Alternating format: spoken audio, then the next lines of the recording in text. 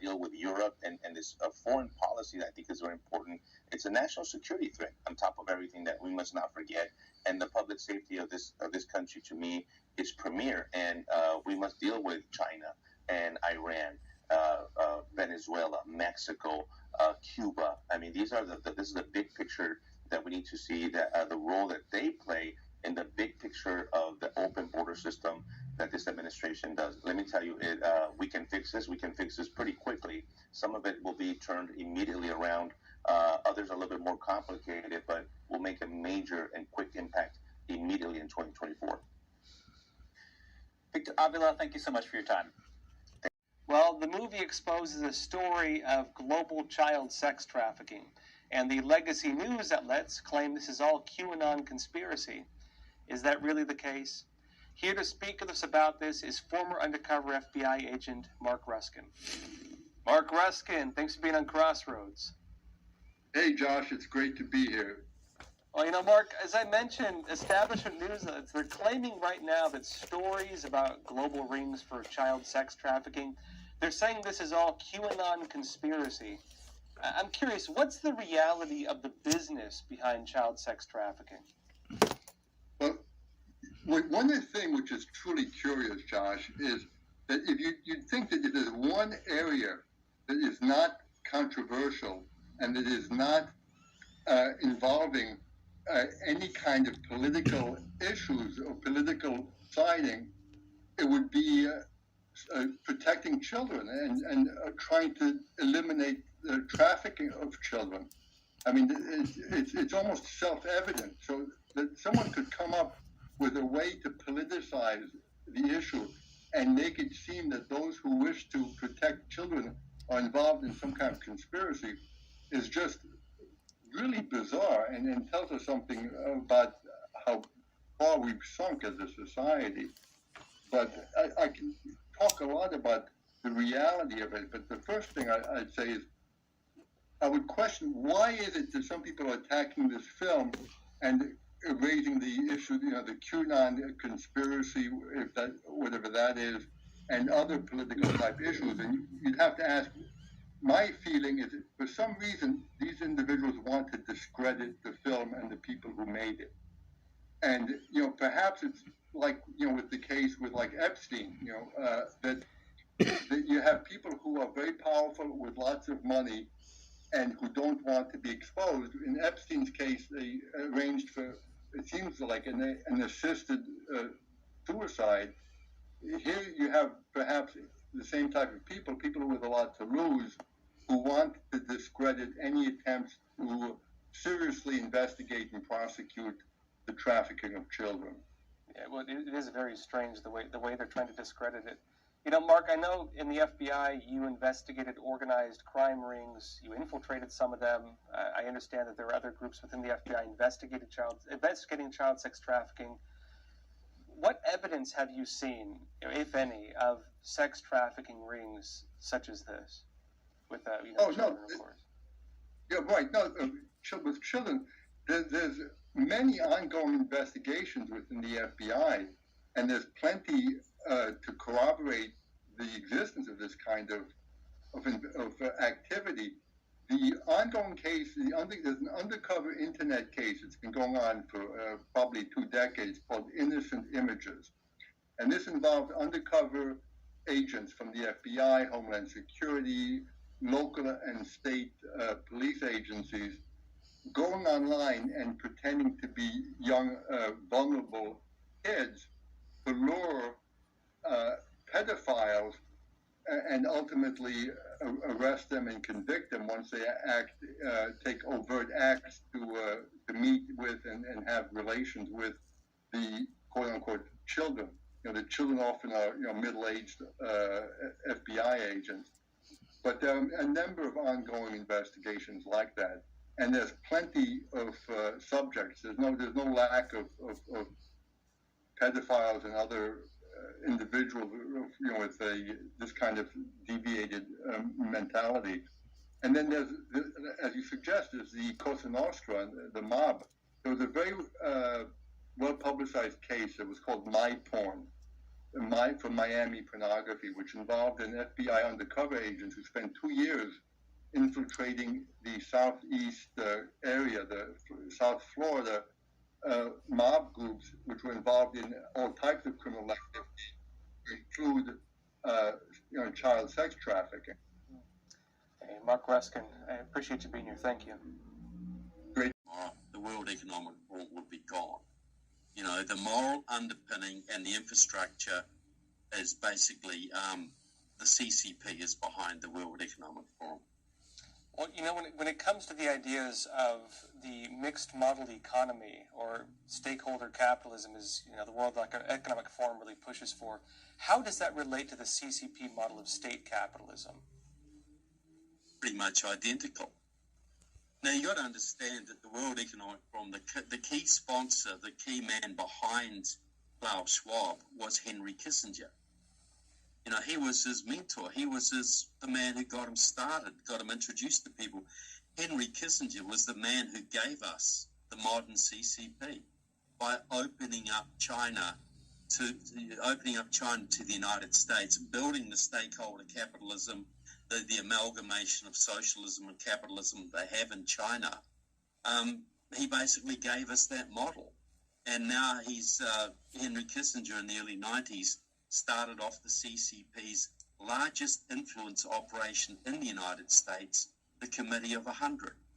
So you can look at Henry Kissinger right there, gave us Klaus Schwab, he gave us a lot of what we call the CCP today. And he helped to build that model, and he's sustaining that model through the Committee of 100. So yeah, I think they're pretty much identical. You know, the Chinese social credit score is very much what we see as the ESG, the environmental social governance scores that we see in a lot of the big woke corporations today. If you look at why sport has gone so woke, well, sport is influenced so much by Nike, and Nike is pretty much influenced by the CCP. So you see the Chinese social credit scores are coming to the West in the form of ESG, and you'll find this is driven by Chinese Communist Party aligned companies, most of whom are affiliated to the World Economic Forum. I don't see a disconnect between globalism and the CCP. I see them as overlapping entities.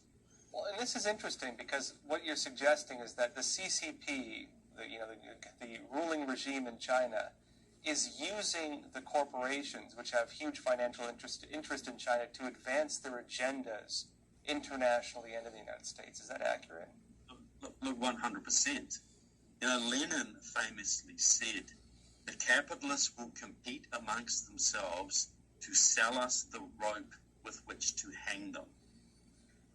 This is, Mao learned from Lenin. You bring in, the socialism they tried to bring in China in the 70s and 60s was a complete failure because they tried to go from feudalism to socialism, missing out capitalism. Deng Xiaoping and others changed that. They brought the capitalists into China. They exploited them. They ripped them off. They stole their technology. And when the time comes, they will be expelled. When China is big enough to stand without the help of Western capitalism, which is fast approaching, and then they go back onto the road to socialism, which they're really, really starting to go back onto now. They are clamping down on private business in China and getting business much more integrated to the state. And they've made a law now that the private companies and the military are pretty much integrated now in China. They are all part of an integrated whole because they're preparing for a major war and conquest and the final triumph of socialism. So yeah, the corporations were used and they will be discarded when the time comes. And those corporation heads who think they're going to rule the world in partnership with the Communist Party of China will be lined up and shot like everybody else. Hey, Trevor, always a pleasure having you on. Thank you so much for being here. Thanks very much, Josh. When trade fails, diplomacy steps in. When diplomacy fails, war can be the next step. For the CCP, Trade is failing. Current diplomatic efforts likewise appear to be falling flat. The CCP is forming international alliances, particularly with countries that hate the United States. And as the CCP is now actively threatening war, which they are, the United States would do well to reflect in the interim. Is it responsible to feed a wolf that seeks to devour? Stay tuned after the break. We'll be talking about the globalist system and how this plays into the CCP's agenda. Shale oil in the world. Over a decade ago, China came with an offer of building a shale oil station, plus a generous loan aiming at providing 15% of the country's power supply. But extraction has proven costly, risky, and technically challenging. As the project lagged, Jordan struck another deal with Israel in 2014 to import natural gas, and interest in Ararat waned. Jordan no longer really requires the energy that will be provided by Ararat, but part of the deal, which is so typical of what the Chinese do, is that the price for the sale of the energy from the factory, from Ararat to the state energy company, is above market rate. And so when this plant starts to operate, Jordan will run several $100 million deficit a year. It's just not economical. If the initial agreement holds, Jordan will have to pay China a staggering $8.4 billion. That's for the power generated by the plant over 30 years. In 2020, Jordan's Ministry of Energy launched international arbitration against Ararat on the grounds of gross unfairness. Nevertheless, I think Jordan is worried, even if the arbitration succeeds, that China will look to punish Jordan as it has done with so many other countries. As the U.S. withdraws, China has turned to building influence in the Middle East, notably through its Belt and Road Initiative. But Jordan's plight is a reminder of Beijing's broader pattern, one that has saddled many Asian and African countries with heavy debt. And if you have any news tips or feedback for the show, please feel free to email us at news.today@ntd.com. That we call flight to quality, where companies are looking at how do I move into better quality space that's going to be more attractive, more conducive for my employees to come to the office, to be able to collaborate, and in the case of tech companies, to innovate. So we do see that happening. A similar story has played out among other businesses and retailers. In June, the owner of this downtown mall said it was giving it up after 20 years. Foot traffic was down more than 40% compared to 2019. For its part, a spokesperson for the mayor's office says the government wants to support businesses of all types in all neighborhoods. Popular artificial intelligence bot ChatGPT is being sued. Some big names in the entertainment industry are bringing a class action lawsuit against the company behind ChatGPT. How is it likely to play out? NTD Business's Don Ma speaks with the patent professor. So joining me is the patent professor, John Rizvi. He's a registered patent attorney and adjunct professor of patent law at Nova Southeastern Law School in Florida. So John, it seems like so many people right now are filing class action lawsuits against ChatGPT and OpenAI. I think the latest and most prominent being the stand-up comedian Sarah Silverman. There were a number of authors as well in the previous week. They're all suing OpenAI for using their content without permission to train their artificial intelligence language models. So, John, can you tell us if there's any merit to the suits? Yeah, well, there certainly is. So this is not something I expect to be dismissed on like a summary judgment motion or anything like that. There's certainly merit. An owner of intellectual property, particularly copyrights, they have the right to determine who they give permission to for using that work, when they give permission, and the manner in which that work is used. So the central issue here is that these authors are claiming that the only way that ChatGPT is able to provide such a detailed summary of their books is if they have access to complete work. And of course, I think the case is going to turn on where ChatGPT is getting that information and what databases they're using. Because their claim is going to be like, hey, we're not going to the original work, we're simply accessing the internet database, but they're not revealing their sources, and that's problematic. Isn't use of data from the public domain considered fair use? So fair use is certainly a defense to copyright infringement. One of the major factors for fair use is whether the use is of a commercial intent or if it's of a nonprofit intent. So in the past, when the Supreme Court decided a case on Sony VHS cassettes and whether homeowners, individual consumers, had the right to record shows and watch them later on, and that was permitted under fair use. But a big factor was that the consumer was not going to sell or in any way profit from recording the TV show. They're going to record it and watch it themselves. It was used for time shifting, and there's no profit incentive.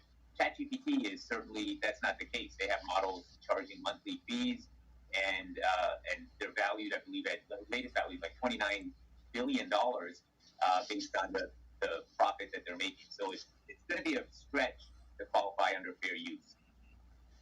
So then, by that logic, is OpenAI violating the rights of millions of internet users because it's using people's social media comments, posts, blog posts, etc.? Yeah, in fact, it's been said that they may very well be the biggest copyright infringer in the history of the world. Of course, their strongest defense is going to be, we are not copying from the original work itself, but we're scraping, internet databases on millions, billions of potential consumers and compiling something based on that, not a violation of the original author's work. I think the detail in the summary is going to be a big factor. And then in order to persuade, I think, anyone of their claim that they're not copying, they're going to have to reveal their methodology and their databases. And that, in effect, could be, that could be the death of OpenAI, because even if they win this case, if they reveal their methodology and their database, then they've essentially given away their proprietary edge. That's going to be the real competitive risk to ChatGPT, is how are they going to maintain their edge and be able to maintain their fees if they no longer can claim that they have a unique proprietary system for providing their answers. All right, thank you so much for the discussion today, John. It was a pleasure speaking with you. I have been on the joint staff at the Pentagon, the center of all of this information, and we watch very carefully what's called war reserve levels. You seek the signature of the president to approach or even breach that war reserve. So I am sure we're way past that at this point in time. A White House official later corrected the statement, telling Fox News that the military has specific requirements for ammunition. Everything we send to Ukraine is in excess of that, so the U.S. is not running out of ammunition ourselves. A few days ago, the Biden administration announced that it will send ammunition for the controversial cluster bombs to Ukraine. Biden is currently in Europe, where he'll attend the annual NATO summit this week. Many European countries are opposed to using cluster bombs because they can leave behind undetonated munitions, which could later hurt civilians. President Biden is meeting with NATO members this week. How do you think will they react to the U.S. probably sending those bombs to Ukraine? Well, I double-checked 3 treaties. The cluster bomb treaty, just simply called the cluster bomb treaty, we are not signatories. The United States is not a signatory to that. The mine treaty, the U.S. is not a signatory to the mine treaty. Chemical warfare, we are a signatory, and it's bad because we just got rid of our last chemical weapons when we don't know what China and Russia have. Meanwhile, Russia on Monday said that the leader of the Wagner Group met with President Putin just 5 days after the attempted coup last month. The apparent meeting comes as a surprise, as Putin had branded him a traitor and vowed harsh punishment. The criminal case against him on rebellion charges was later dropped. He's reportedly currently in Russia. Arian Pastar, NTD News. And Treasury Secretary Janet Yellen wrapping up her visit to China. And video of her bowing to high-level Chinese regime officials gathering a lot of attention here in the United States. Joining us now to discuss the visit, we have retired U.S. Air Force General Robert Spalding, who's now a senior fellow at the Hudson Institute. General Robert Spalding, thank you so much for joining us. Thank you. It's great to be back. Of course, General. Treasury Secretary Janet Yellen wrapping up her trip in China. Before we talk about that trip, though, a lot has happened with the U.S.-China relationship post-pandemic, one of which was the CCP allowing the virus to make its way throughout the world, because at best of their gross negligence, at worst, that might be a whole different topic of discussion. We're still sort of in a trade war, I guess, with China. 60,000-foot view, give us your assessment. Where does the relationship currently stand? Well, I think, we had something similar going on in the Trump administration, which was the Treasury Department and the Department of Commerce were very pro-business and therefore very pro-continuing our engagement economically and financially with China. And then, of course, you had the Department of Defense and the Department of State saying, hey, there's a threat that we have here that we need to begin to mitigate. And so that battle also took place within the Biden administration. It's clear now that the Treasury Secretary has gained the upper hand in that battle. And so what's happening is now you have this really stilted relationship, from the United States standpoint, because we can't get our act together completely across the federal government. And of course, now you see in the House and Senate, there's a clear bipartisan view that China is a threat, but at the same time, there's an ongoing or upcoming presidential election where it sounds like this relationship with China is going to be a key policy issue. So as anything with China's way of war, it's intermixed, almost completely with politics, and therefore it gets mixed up with our own politics. And clearly now we have an administration that is pro-engagement with China, and to me that is very concerning. Just the view of Secretary Yellen, bowing to Chinese officials was just really the wrong sort of view that we want to have. It's not projecting strength. It's not projecting this idea that we need to take care of American interests first. It's sort of saying, hey, let's keep this relationship with China good because it impacts in many cases the companies that are donating money to campaigns. So it's a big problem for democracies. It's not just America that has this problem. It's really across the free world, and it's one that I've worked to try to educate people about, and then advocate for a change of policy to preclude this type of influence on our political system. I do want to ask you a little bit more about that. Secretary Yellen's forgiveness. He does not. He can postpone, he can delay, but he does not have that power. That has to be an act of Congress. And I don't even like to call it forgiveness because that implies a transgression. It's not to be forgiven. Just freeing people from those obligations. So the question of who gets forgiven, to use the term of art that is out there, is a debate. Do we use whatever money there is for the broadest base of support of those with more people with even less debt, or fewer people with more debt? That's a policy discussion. But the difference between the president can't do it, so that's not even a discussion. Not everybody realizes that. But the president can only postpone, delay, but not forgive. However, that was 2021. And if you fast forward 1 year, well, you suddenly find yourself in the midst of the midterm election cycle, which naturally changes things quite a lot.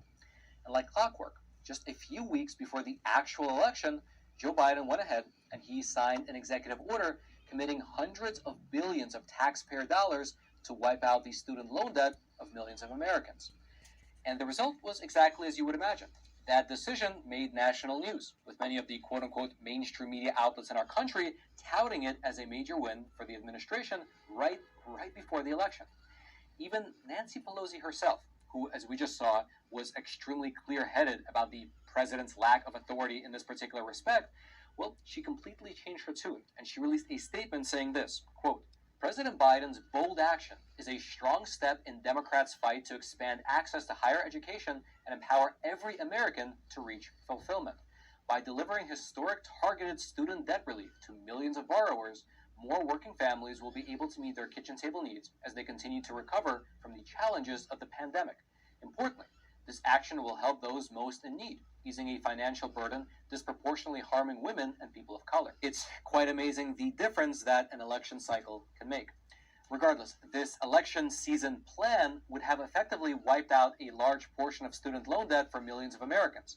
and it would have cost the American taxpayers a cool $379 billion over the span of 10 years.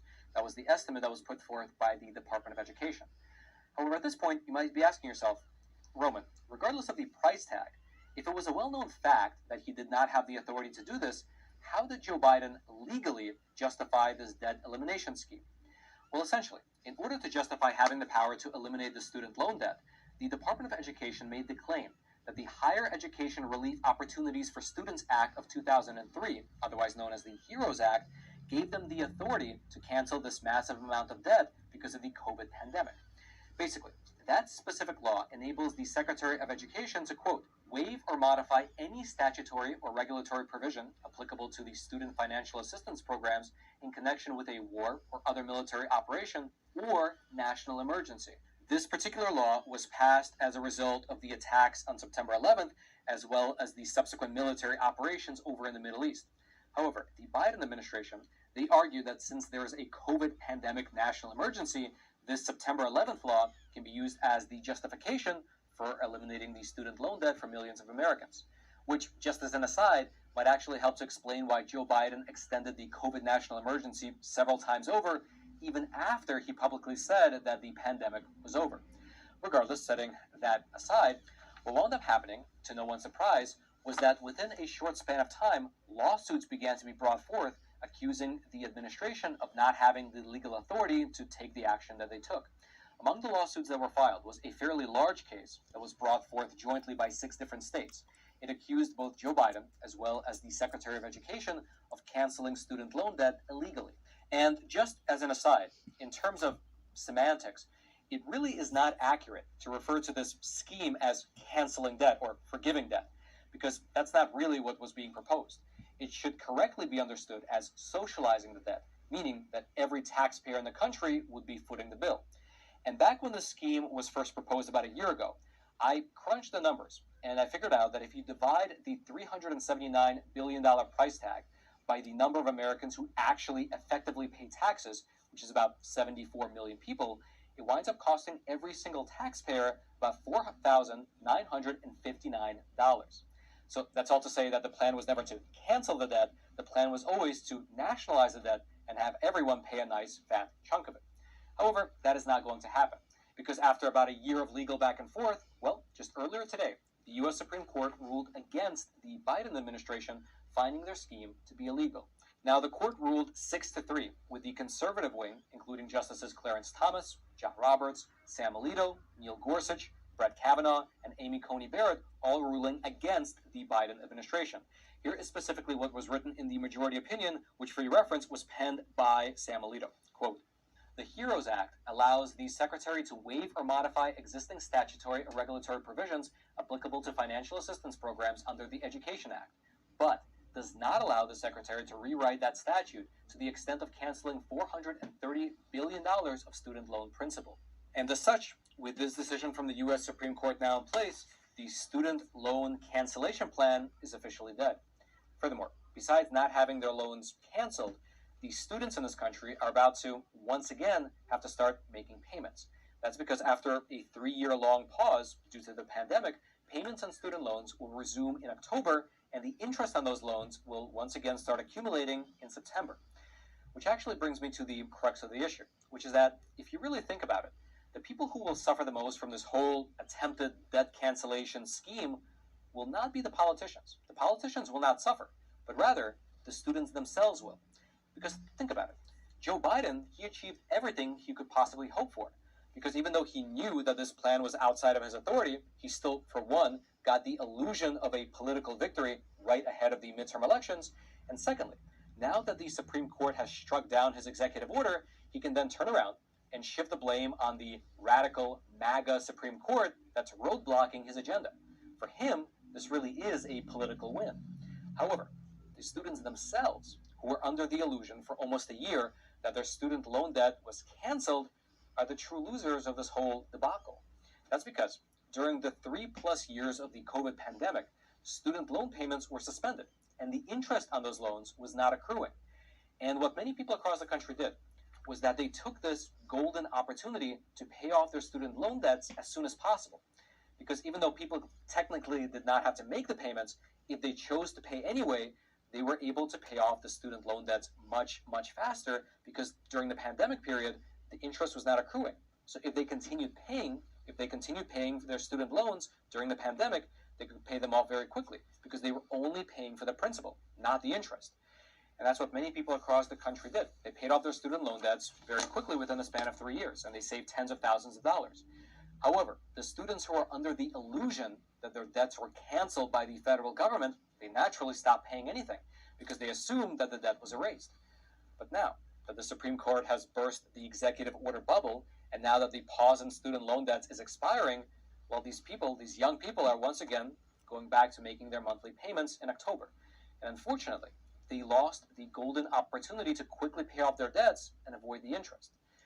That is, at least in my opinion, the most unfortunate consequence of this whole saga.